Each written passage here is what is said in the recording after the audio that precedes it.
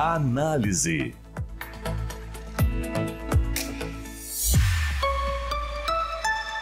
Claudiane Weber. Bom dia, amigos da Rádio CBN que nos acompanham neste sábado, 14 de janeiro de 2023. Nós vamos juntos até às 11h30. Está no ar o programa Análise, que tem a parceria de Cotricel, que agradece a todos que cooperaram ao longo do ano que passou. Em 2023, seguiremos compartilhando o amor pela terra e colhendo os novos frutos para alimentar o mundo. Na técnica do programa temos Fernando Barcelos. Você pode acompanhar o programa pela Rádio CDN 93.5 FM, pela TV Diário nos canais 26 e 526 da NET, também pelo nosso player no site ou então baixar o aplicativo do grupo. E na próxima semana o programa também fica disponível no YouTube do Diário. E hoje nós vamos tratar sobre as invasões e os atos que ocorreram na Praça dos Três Poderes, em Brasília, no domingo, em 8 de janeiro. Trazendo a contextualização, explicações, possíveis crimes praticados e os desdobramentos de toda a situação. Por isso, convidamos a participar conosco o professor de Ciência Política da Universidade Federal de Santa Maria, Kleber Martins, o advogado criminalista e professor universitário Guilherme Pitaluga e também a editora e colunista de política do Diário, a Jaqueline Silveira. Bem-vindos, bom dia. Bom dia. Bom dia. Obrigado, então, também pela disponibilidade de vocês em participar conosco. Bem, eu acredito, que todos estejam por dentro dos acontecimentos da semana, mas para contextualizar e relembrar quem nos acompanha, um grupo, então, tido como mais radical, e que apoiaria o ex-presidente Jair Bolsonaro, invadiu o Congresso Nacional, o Supremo Tribunal Federal e o Palácio do Planalto. Se abriu, então, uma série de questões em relação à falha ou conivência da própria segurança, que não conteve as pessoas de chegarem até o local. O grupo quebrou, vandalizou os espaços, o patrimônio histórico e também a estrutura, e eles só começaram a ser dispersados cerca de 4 horas após o início das invasões. Então, para iniciarmos a conversa, eu gostaria que o professor Kleber contextualizasse a tensão política do país pré-acontecimentos e também pós as eleições de outubro, Por favor, professor. Bom, primeiro, agradecer o convite aqui para estar aqui com vocês e para falar sobre esses assuntos. Contextualizar é difícil. Eu voltaria 10 anos no tempo, mais ou menos, a 2013, para não voltar muito. Mas desde 2013 vem acontecendo na política brasileira uma série de eventos que contestam a democracia em si, com perspectivas diferentes, e que contestam também o sistema eleitoral, a escolha eleitoral. Pois bem, voltando, chegando na eleição, então isso não começou em 2022, isso vem de muito tempo e vem uma espécie de escalada, vem aumentando a gravidade, a capacidade de mobilização. Nitidamente, parece que isso é consenso, o resultado da eleição presidencial de 2022 não foi aceito por uma parcela significativa da população, não da maioria, longe disso, mas uma parcela significativa, e um conjunto de lideranças, inclusive de lideranças partidárias. O próprio ex-presidente da República não se manifestou formalmente aceitando, reconhecendo o resultado da eleição presidencial de 2022. Pois bem, logo após a divulgação do resultado, começa uma série de manifestações no país. A campanha eleitoral já foi tensa, e foi muito violenta, muito agressiva, a campanha no país inteiro. Então, depois lá do segundo turno, esses protestos continuaram, bloqueio de estrada, acampamentos na frente de quartéis até, talvez alguns estejam até hoje, mas estava até poucos dias pelo menos, até o episódio de domingo, no qual, que certamente foi mais relevante, provavelmente o maior ataque à estrutura política brasileira, tirando os períodos da ditadura, em períodos democráticos, no atual período democrático, desde o final da década de 80, provavelmente talvez seja o maior ataque à democracia. Por conta disso, por conta dessas divergências sobre a competição política, através de eleições, e também uma organização que tem base social, que tem capacidade de organização, de mobilização e financiamento, capaz de articular, por motivos variados que a gente vai conversar aqui, o que aconteceu no domingo passado. Então, é uma situação muito grave e que provavelmente também não tem prazo para acabar, né? O que tem base social vai se manter. Como o senhor disse, algo que vem de muito tempo, não de agora, numa forma escalonada, né, aumentando até se culminar no que a gente viu, então, no domingo, né, professor? Bem, então, após os atos, foi decretada a intervenção federal, né, na área da segurança pública no Distrito Federal, pelo presidente Luiz Inácio Lula da Silva, com o objetivo de manter a ordem pública. Então, eu queria que a Jaqueline, né, trouxesse para a gente também, tentasse explicar de uma forma simples para quem está nos acompanhando em casa o que é a tal intervenção federal, né? Por favor. Vou falar aqui, Claudiane, depois o professor Guilherme também pode complementar.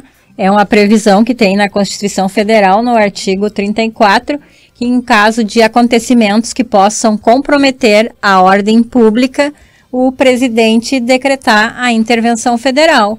E foi o que o presidente Lula fez ainda no domingo, devido aos atos, né, ao vandalismo, né, que, como o professor Kleber já disse, né, que atingiu as principais instituições, né, por tabela, né, a nossa democracia. Então, o presidente fez um decreto, né, também de acordo com a Constituição, esse decreto precisa passar pelo aval do Congresso, no caso pela Câmara dos Deputados e pelo Senado, e foi o que ocorreu.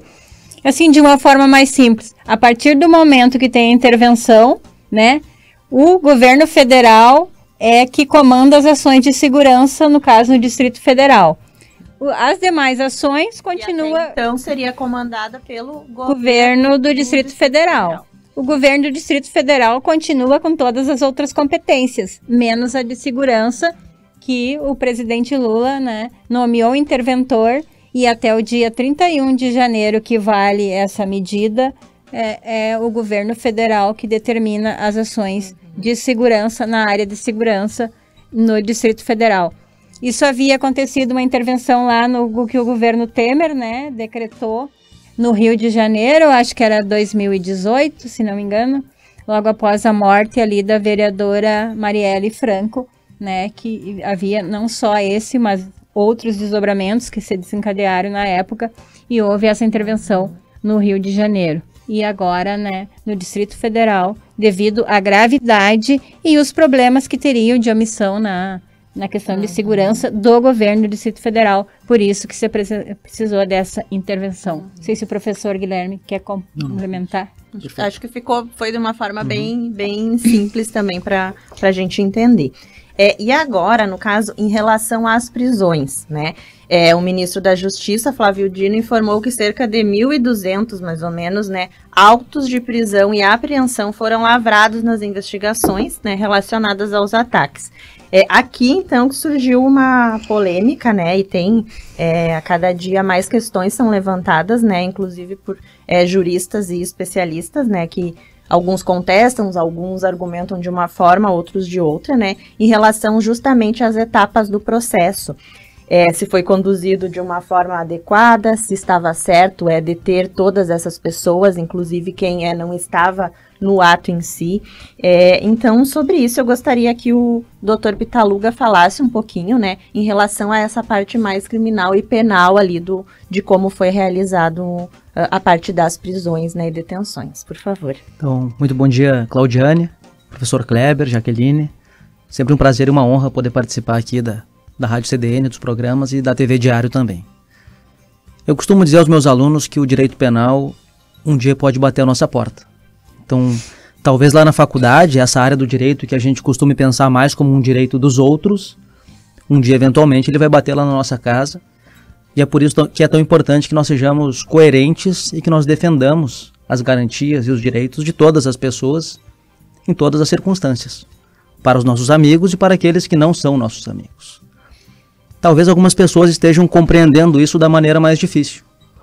Bom fosse se nós tivéssemos uma consciência, uma compreensão social de que os direitos humanos são para todos os seres humanos e da importância que eles têm dentro da estrutura de um Estado democrático como o nosso.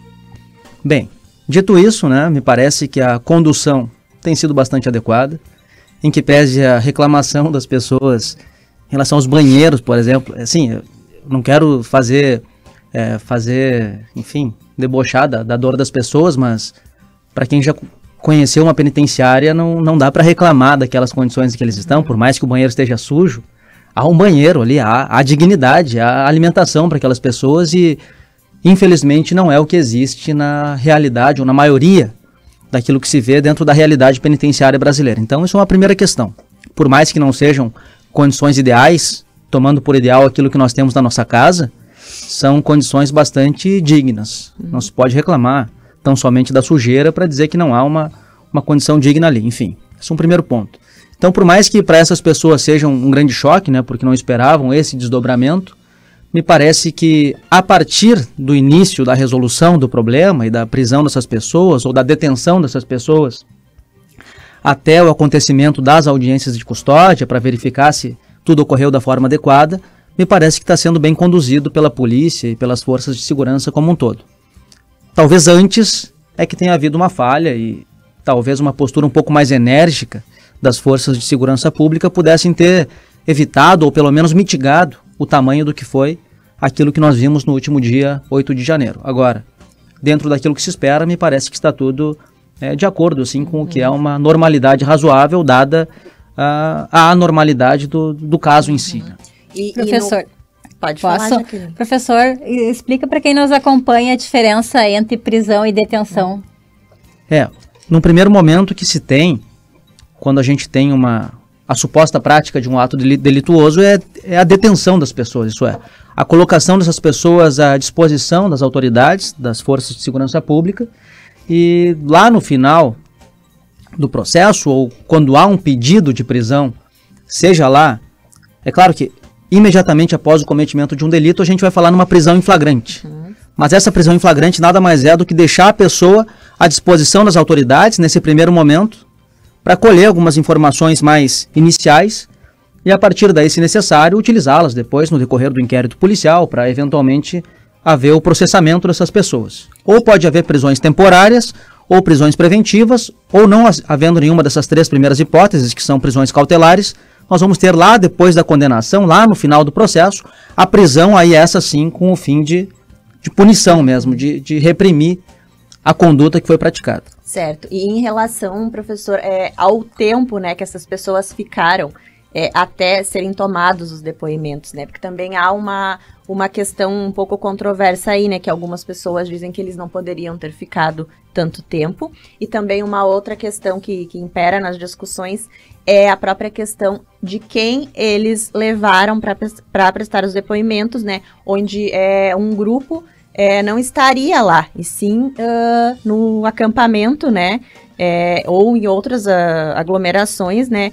De pessoas que estavam fazendo manifestações e que não teriam participado dos atos em si, né?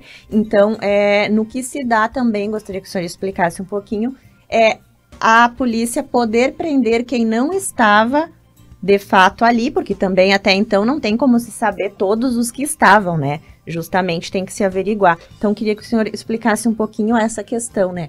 De até onde vai a permissão, né, da polícia levar para tomar depoimento as pessoas que não estariam até então no ato do vandalismo em si. Bom, primeiro, me parece que um período razoável para se resolver isso, claro que o período flagrante é um período de 24 horas. A partir da detenção da pessoa, a polícia teria 24 horas para resolver isso. E depois, nas 24 horas seguintes, deveria haver audiência de custódia. É claro que isso é uma previsão legal e deveria ser respeitada, mas dada a complexidade do caso, me parece que é razoável admitir que isso se estenda um pouco.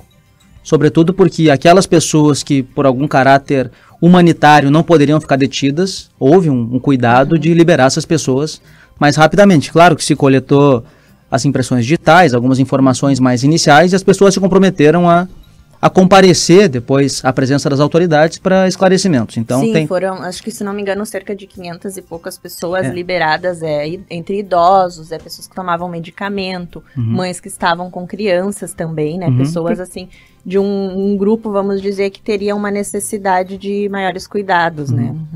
Porque primeiro foram todos levados para um ginásio da Polícia Federal, da Academia da Polícia Federal em Brasília, né? Todos foram para o mesmo lugar, né? Depois que alguns foram, né, para presídios ou liberados, enfim. Num primeiro momento, quem estaria no ato e quem não estaria foram todos levados ao mesmo local, né? Claudiane? Sim. Só uma questão. Vou colocar no campo da suspeita, né? Mas já com evidências da relação entre o acampamento e a invasão propriamente dita dos três poderes. Então, não sei se o Guilherme concorda, enfim, pode me corrigir, essa situação de estar especificamente na invasão ou não estar, talvez não tenha tanta diferença, porque desde que se verifique a relação de organização, estratégia, fora da Praça dos Três Poderes, por exemplo. Partindo de um pressuposto de que, por exemplo, várias dessas pessoas que participam das manifestações estão em alguns grupos em comum, né, via redes sociais, WhatsApp mesmo, onde teriam supostamente, então, iniciado uma organização de como se daria, que então elas talvez soubessem uma parte das pessoas, mesmo não sendo coniventes ou não estando, que talvez saberiam do que estaria por acontecer nesse sentido. Não somente isso, as pessoas foram para Brasília. Mesmo que indo para Brasília e não sendo flagrada dentro dos prédios públicos, ou depredando, ou invadindo, pode ser que muitas delas estivessem na organização fora daquele espaço. Então, óbvio que isso tem que ser apurado, investigado. Tem o devido processo legal sobre isso. Mas, então, o fato de estar lá na invasão ou não estar, não necessariamente coloca que quem não estivesse lá na invasão, não estivesse participando de todo aquele processo. Dois tipos penais são alguns dos principais, assim, ou talvez aqueles que tenham movimentado, né, a máquina pública em relação às prisões. Abolição violenta do Estado Democrático de Direito e golpe de Estado. Então, a pergunta é, o que queriam esses manifestantes que estavam lá, todos? Eles não queriam a derrocada do atual governo, a deposição desse atual governo? Então, bom, já há aí algum indício de que poderiam estar dentro de um mesmo grupo, de uma organização ou de uma associação que cria isso. Bom, mas uma associação que tem esse objetivo, e sendo esse objetivo um objetivo criminoso, é uma associação criminosa, é uma organização criminosa. E por isso, pelo menos potencialmente, poderiam essas pessoas, por mais que acampadas e não na depredação, efetivamente, estando nesse contexto, então, há uma certa possibilidade, um indício de flagrância que a polícia tem a obrigação de investigar. Teria um vínculo. E nesse caso, ela tem que prender para verificar, em compreendendo que esse é o contexto. E também para, muitas vezes ali, colhendo depoimento, se chegue talvez a um possível, né, financiador, como enfim, depois mais para frente no outro bloco a gente vai falar também um pouquinho sobre isso, porque justamente as pessoas têm as suas versões das histórias e é justamente por isso que consiste o depoimento, né? Perfeito. Certo. E avançando também um pouquinho na conversa, outra questão também que se falou muito e se houve uma polêmica, na verdade polêmica se há sobre tudo, né? Então, sobre a questão de atos antidemocráticos e terrorismo, né?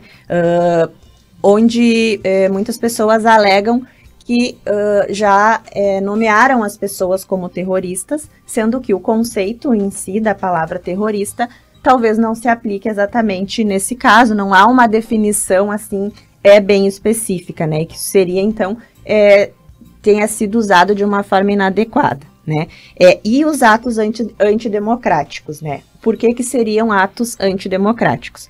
Então, claro, a gente entende assim de uma forma superficial, que foi pela depredação que aconteceu lá, né, no espaço, mas que tem também outras coisas por trás que envolve mais um contexto político em si, né, do que o vandalismo. Então, gostaria também, acho que o professor, de repente, falasse um pouquinho sobre esses conceitos. Sim, mas eu queria fazer uma diferença. Sim. Um dos princípios básicos do regime político democrático, a democracia que temos essa, com todos os limites e questões, mas um dos princípios básicos é a liberdade de manifestação, a liberdade de expressão. Isso é uma coisa. Outro, então, nós aqui, ou qualquer pessoa que esteja nos assistindo ou ouvindo, que quisesse manifestar seu descontentamento sobre uma política pública, se discorda ou concorda com alguma coisa, enfim, se manifestar é livre, constitucionalmente garantido. Essa é uma situação. A outra situação é afrontar diretamente a Constituição. O que é afrontar diretamente a Constituição e as suas leis correlatas ou infraconstitucionais? O que significa isso?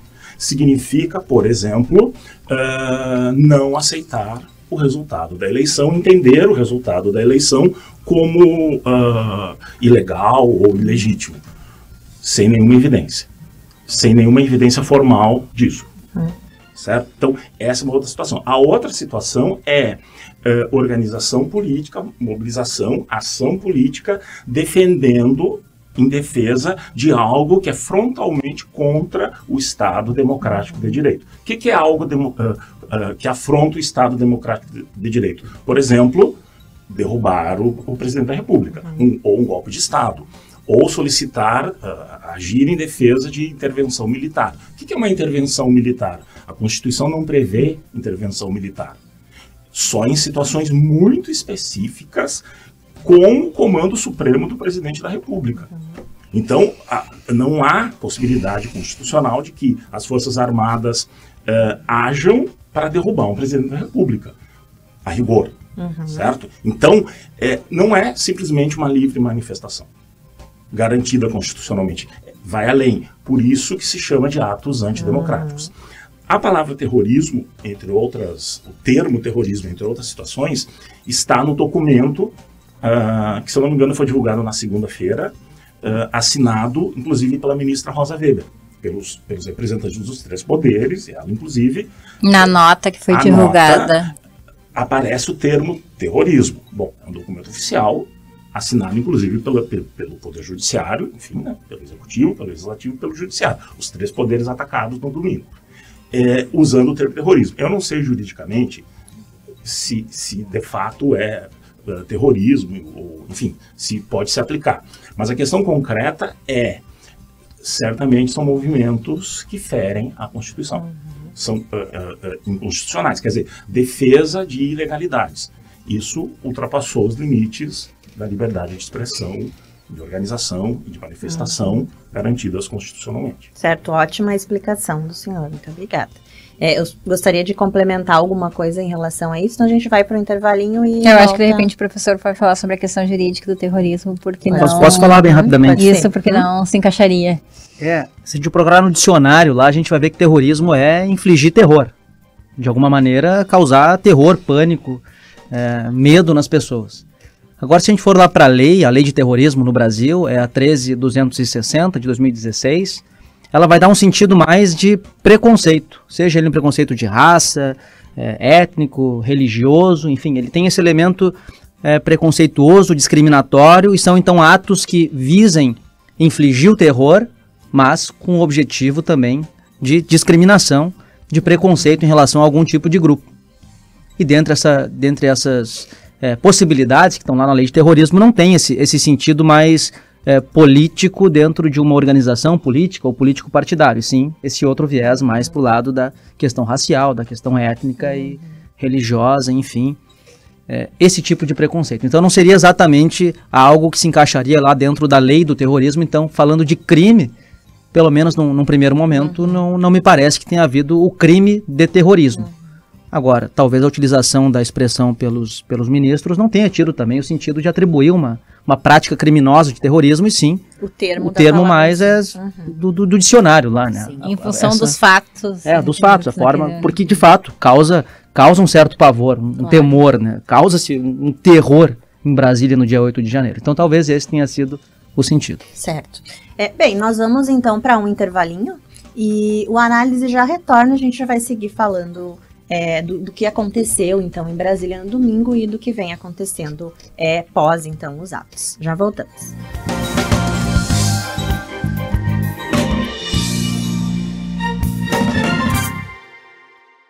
Cadeira gamer com internet com fibra que faz a casa brilhar.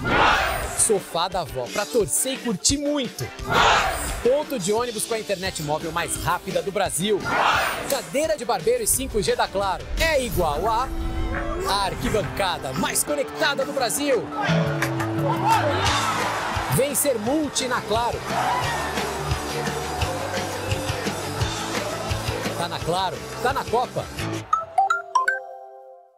Aos 28 anos, a Della Páscoa Engenharia segue sua trajetória com a missão de oferecer serviços de excelência aos seus clientes, apresentando soluções que possam melhorar a qualidade de vida das pessoas, encurtando distâncias e contribuindo para o desenvolvimento social e econômico de nossa região, através da infraestrutura, tecnologia e sustentabilidade.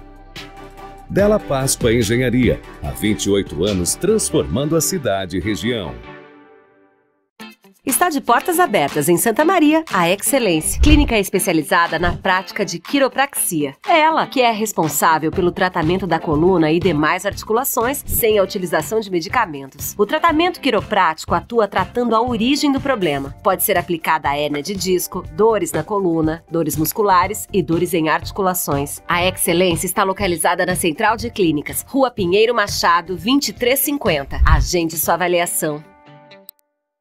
Quer elevar a sua autoestima? Chegou em Santa Maria a Clínica Estética Face Doctor, especializada em rejuvenescimento e harmonização facial. A clínica conta com atendimento especializado, que se destaca pela qualidade e sensibilidade com cada cliente. Oferece procedimentos não invasivos, como botox, ácido hialurônico, fios de sustentação, bioestimuladores de colágeno e lipo de papada. Agende uma avaliação e descubra qual o tratamento ideal para a sua pele. Na Rua Marechal Floriano Peixoto, 1357. Complexo Hospitalar Astrogildo de Azevedo. Centro de referência em saúde no interior do Rio Grande do Sul. Uma estrutura que integra o Hospital Astrogildo de Azevedo, a Policlínica Provedor Wilson Aita e o Hospital Alcides Brum, reunindo uma equipe multiprofissional e equipamentos de tecnologia de ponta para ser referência em múltiplas especialidades. A Clínica Inana dispõe de emagrecimento biortomolecular. Através do reequilíbrio químico do organismo e da associação de terapias injetáveis, podemos acelerar o metabolismo e ter um emagrecimento saudável. Para saber mais, nos siga nas redes sociais.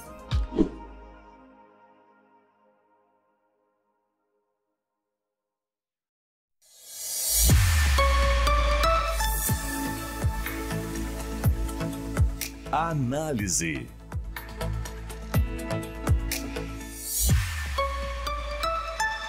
Claudiane Weber. O Análise traz a parceria de Cotricel, que agradece a todos que cooperaram ao longo do ano que passou. Em 2023, seguiremos compartilhando o amor pela terra e colhendo os novos frutos para alimentar o mundo. Conosco no programa de hoje estão o professor Kleber Martins, o professor e advogado Guilherme Pitaluga e a colega jornalista Jaqueline Silveira. Então, no primeiro bloco, a gente recapitulou ali um pouquinho do que aconteceu, a gente trouxe as questões de possíveis crimes que essas pessoas teriam cometido, e só para a gente avançar na conversa, eu gostaria de novamente pedir para o professor e advogado Guilherme Pitaluga esclarecer a questão do precedente legal que permitiu com que a polícia detesse, então, todas essas pessoas que foram detidas e presas, então, para averiguação, inclusive as que não estavam, né, lá no ato do vandalismo em si, até então porque não teria como saber mesmo, mas as que estariam somente no acampamento, nas manifestações. Por favor, professor. Bem, nós temos um direito fundamental, constitucional, de não sermos presos, senão em flagrante delito ou por ordem de autoridade judiciária competente. Ordem escrita e fundamentada. Então, nesse caso, como os fatos estavam ocorrendo ou tinham acabado de acontecer, nós não tínhamos ainda nenhuma decisão judicial mandando prender, até porque não havia possibilidade de identificação ou individualização das pessoas e das condutas praticadas. Então, o que aconteceu? Foram prisões em flagrante que aconteceram ali. O flagrante ele acontece enquanto o fato está acontecendo, quando ele acabou de acontecer, e daí flagrância, né, esse sentido de o fogo que está queimando, ou um pouco depois, no sentido de em que a polícia está perseguindo e resolvendo um caso que aconteceu há pouco tempo. Essa é uma ideia geral de flagrante, sem entrar em muitas minúcias. É claro que, idealmente, não teria como saber exatamente quem praticou quais condutas, especialmente as pessoas que estavam no acampamento. No entanto, é razoável supor que muitas das pessoas que estavam no acampamento, de certa forma, ou concordavam, ou participaram de alguma maneira, ou incentivaram, fizeram apologia, incitaram outros atos criminosos, de forma que isso, por si só, tanto a incitação quanto a apologia, configuram delitos, e se isso aconteceu, portanto, também estavam em uma situação de flagrante delito. Ou a própria omissão, talvez? A omissão só para aqueles que têm o dever legal de evitar o resultado. Por exemplo, os policiais que estavam lá bebendo água de coco e tirando fotos quando deveriam estar defendendo o patrimônio público. Então, eles podem ser responsabilizados pelo dano que eles tinham a obrigação legal de evitar.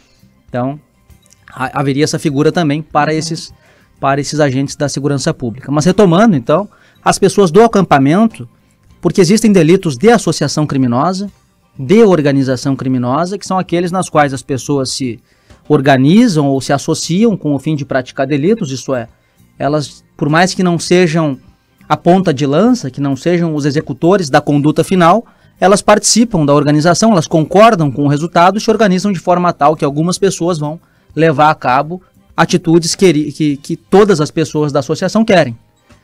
Então, é claro que fica muito difícil para a polícia, nesse tipo de situação, saber exatamente quem está praticando qual delito, quem faz parte da associação, quem não faz parte. Agora, como disse no início, é razoável pensar que muitas pessoas que ali estavam, de alguma maneira, tenham praticado pelo menos alguns desses delitos que eu mencionei agora rapidamente. Então, é nesse contexto de flagrante delito, inclusive das pessoas de acampamento, do acampamento, que a polícia faz, então, essas detenções, essas prisões, e também para ouvir o que elas têm a dizer no sentido de tentar esclarecer os fatos. O flagrante ele é importante porque logo depois que um ato criminoso acontece, tudo está muito vivo na memória das pessoas. Então, talvez ouvir uma pessoa imediatamente após seja muito melhor do que ouvir essa pessoa na semana seguinte ou no mês seguinte. E por essa razão, então, que uma ação enérgica da polícia foi importante. Bom, se houve algum limite, algum excesso nisso, nós vamos ter que observar agora nos próximos dias.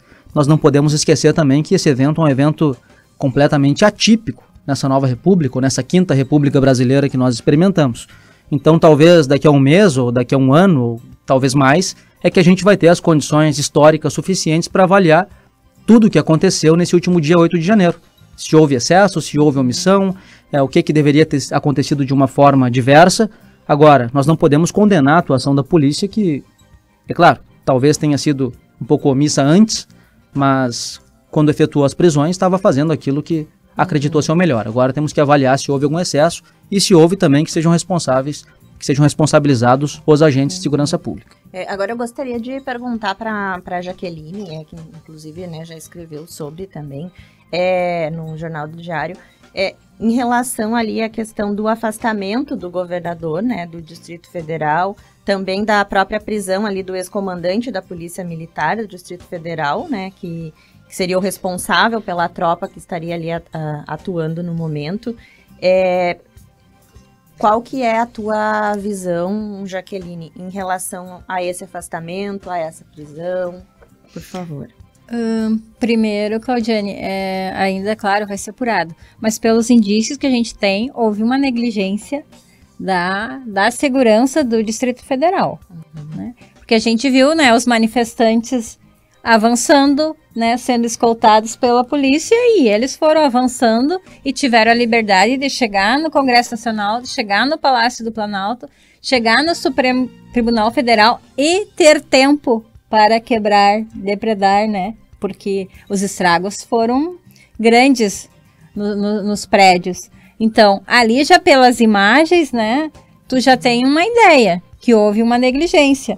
Mas agora eu acho que você não pode botar a responsabilidade só na segurança do Distrito Federal. O próprio governo federal deveria estar atento, porque os manifestantes estavam se organizando em redes sociais, eles não se esconderam. Não sei se o governo federal não deu certa importância, como a posse foi muito tranquila e tinha um aparato de segurança mega que foi preparado, né? Com todas as forças policiais envolvidas, Polícia Federal, Força Nacional, próprio Exército. Agora o governo, assim, também negligenciou. O governo federal negligenciou. Aí o presidente Lula disse, acho que no outro dia, nós fomos pegos de surpresa. Como assim pego de surpresa? Os manifestantes estavam ali nas redes sociais se organizando. Você sabia que tinha uma manifestação em Brasília. Sabia que tinha, né, um QG lá, né, com muitos manifestantes lá na frente do quartel geral em Brasília.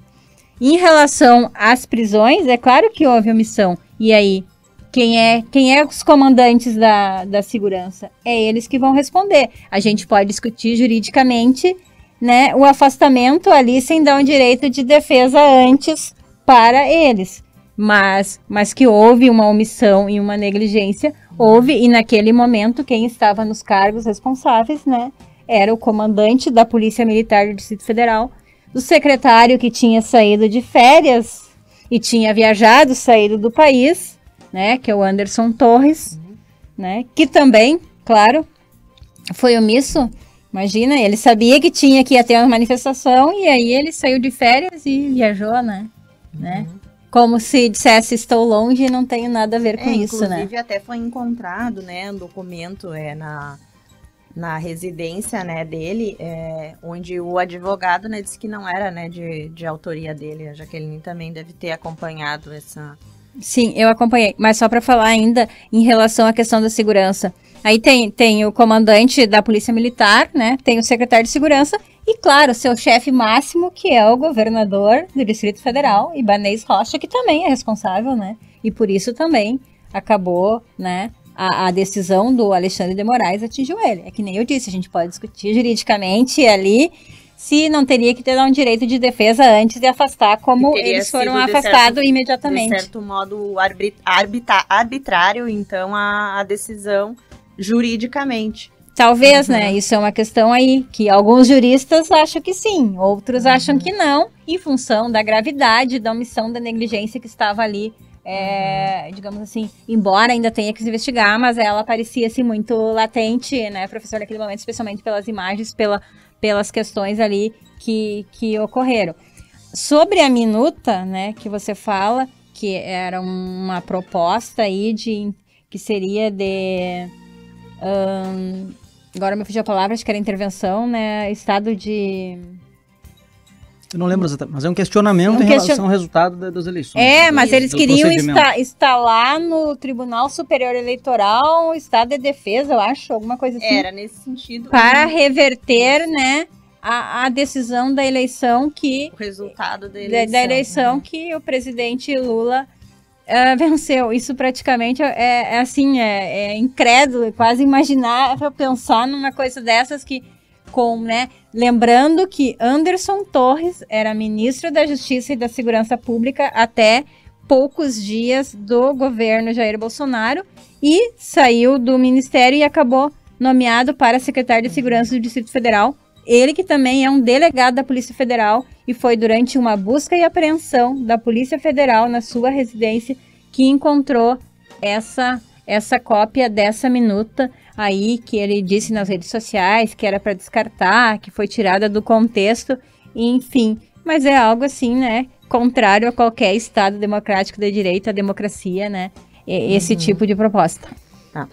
Também ali em relação ao vandalismo em si, né, para a gente falar um pouquinho, né, porque teve, além de toda a estrutura física, né, dos espaços, teve um patrimônio histórico da humanidade, né, onde itens de arte, de artistas, né, que nem existem mais, que vão ter que ser restaurados, outros nem vão poder ser restaurados, né, de móveis antigos, centenários, né, que foram destruídos.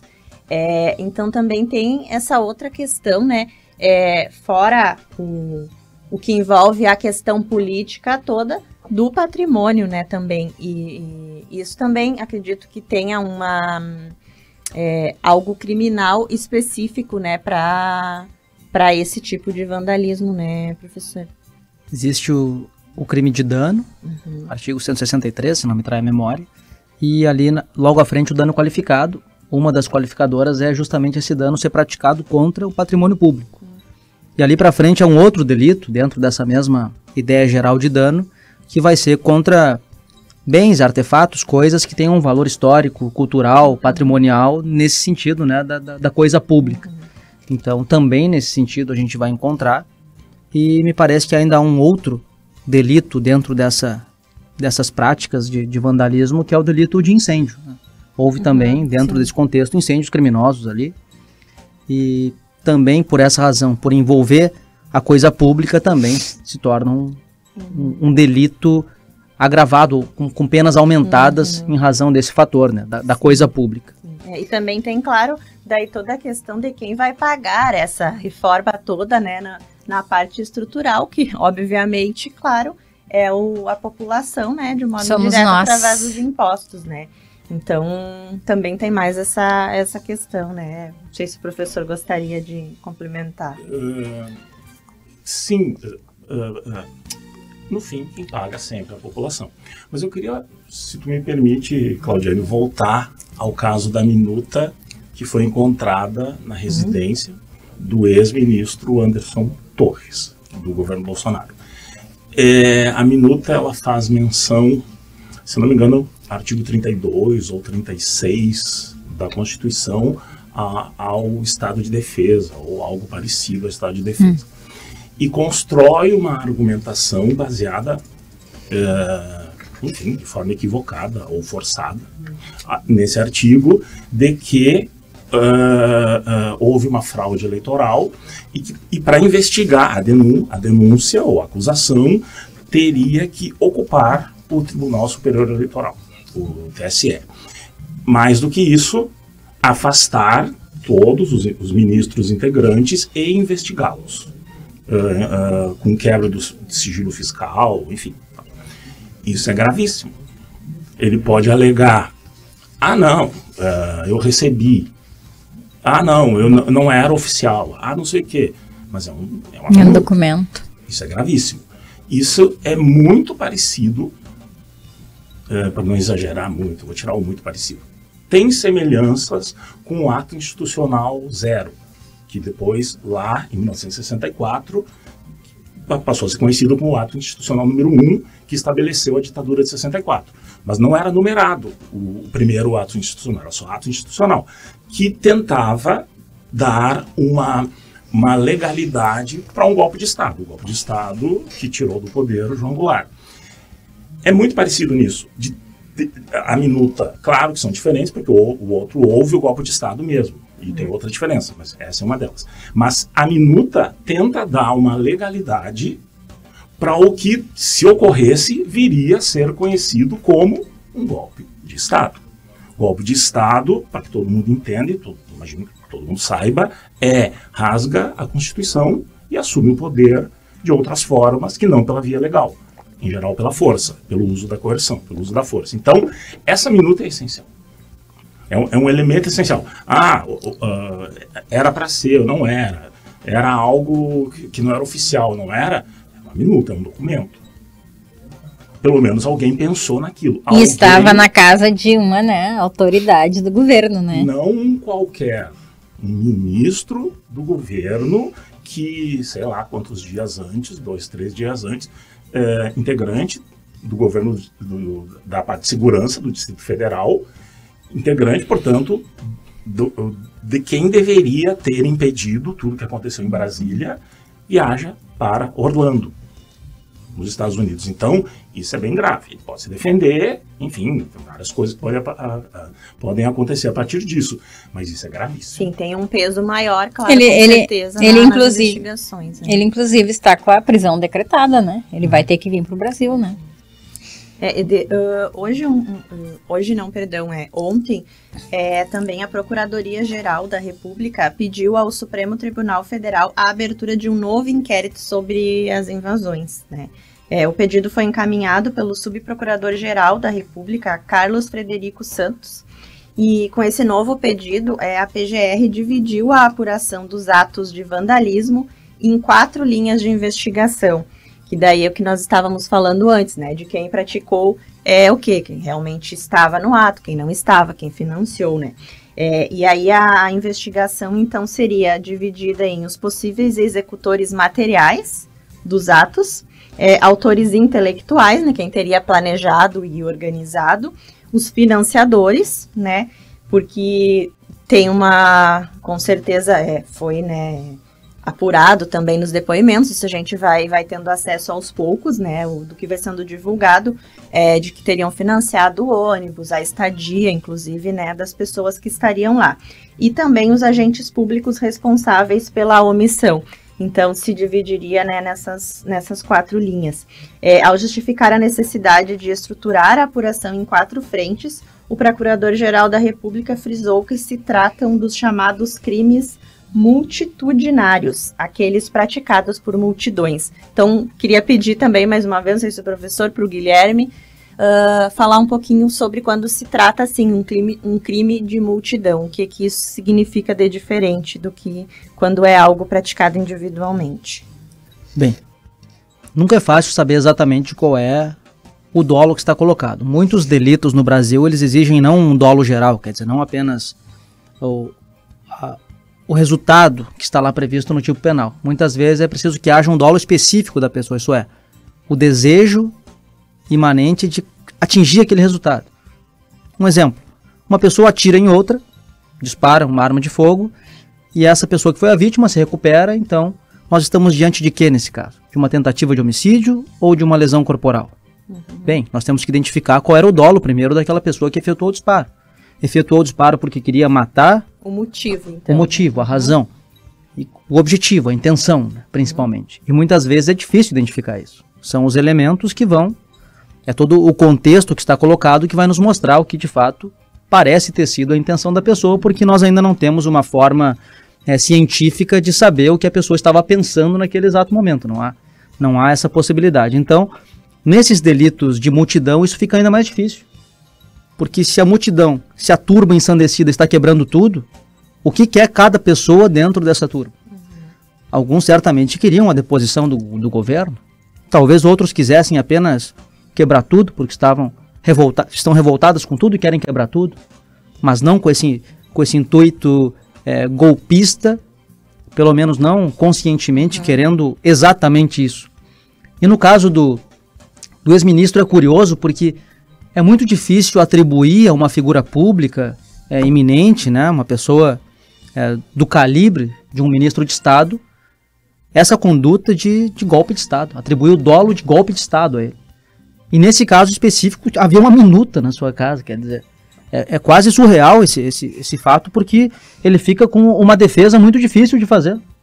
Ele vai explicar como isso, que ele não queria o golpe de Estado, se estava ali o documento. Bom, eu tô curioso para ver o desdobramento disso, por essa razão específica. Agora, nesses delitos de multidão, de fato vai ser um desafio muito grande das autoridades identificar o que de fato cada pessoa queria ali naquele contexto, ou o que se vai atribuir, de que forma se vai levar isso. Mas o desafio é justamente esse, individualizar condutas para oferecer o tratamento penal adequado, o processamento adequado, com todas as garantias legais, porque é para todo mundo isso, para a gente e para aquelas pessoas que fazem coisas que a gente não gosta, é para todos e para todas. Então fica esse desafio aí para as autoridades. Tá. Agora a gente já está se encaminhando para o finzinho do programa, eu gostaria de trazer só mais duas questões. Que também foi, então, bloqueado, né, nos últimos dias, né, os bens de pessoas físicas e jurídicas que seriam os responsáveis por financiar os atos, né, como fretamento de ônibus e estadia, como eu mencionei. Até a quinta-feira, mais de 6 bilhões e 500 mil reais, né, já teriam sido bloqueados, de 52 pessoas físicas e 7 pessoas jurídicas. Aqui também já é considerado como uma punição. Gostaria que o doutor explicasse essa parte também. O bloqueio já se dá como a punição e determinando que aquelas pessoas ali realmente fizeram isso, ou depois pode ter um desdobramento e desbloquearem e definirem que a pessoa não era de fato financiadora? Bom, tecnicamente, nada que acontece antes do trânsito em julgado da sentença penal condenatória pode ser visualizado como uma punição. Agora nós temos que avaliar politicamente ou subjetivamente se nós consideramos isso uma punição. Por exemplo, algo que é muito comum e que acontece no cotidiano e que a nós, advogados criminalistas, preocupa bastante, é uma decretação indiscriminada de prisões preventivas.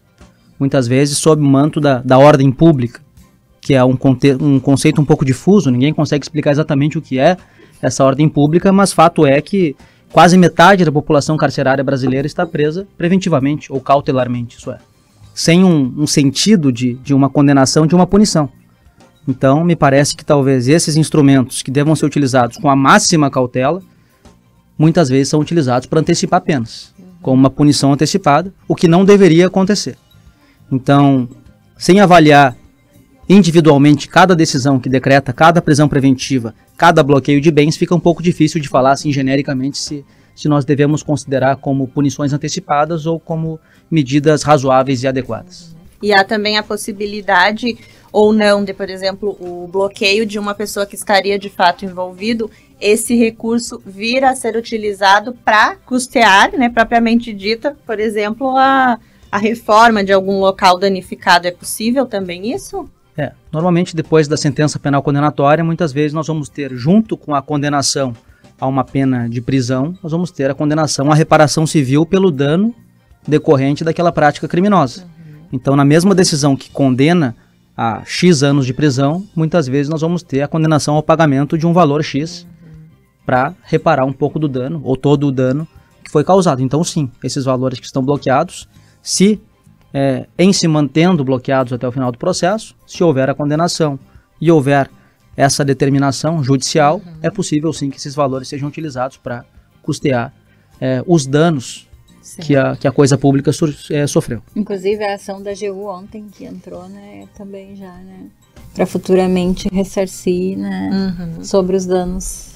Então, só para a gente finalizar bem essa parte, que a gente já está estourando o tempo, agora então temos que aguardar os desdobramentos, ainda não se há, né, a investigação conclusiva de tudo, até pela questão da gravidade, da quantidade também de pessoas envolvidas, acredito que vai ser um pouco mais demorado, né, então de se chegar a um julgamento, correto, doutor? Provavelmente alguns anos. Certo. Agora, para a gente encerrar brevemente, a gente tem um minutinho ainda, eu gostaria que, enquanto cientista político e estudioso, né, da área, o senhor assim, contextualizasse brevemente como que fica a imagem do país, né, tanto aqui dentro do próprio país como no exterior, porque a gente sabe que isso mexe economicamente e de todas as formas, né, com o país. O que o senhor tem a complementar sobre essa questão? Sobre a imagem, eu não sei, certamente a imagem é ruim, fica uma imagem ruim, claro.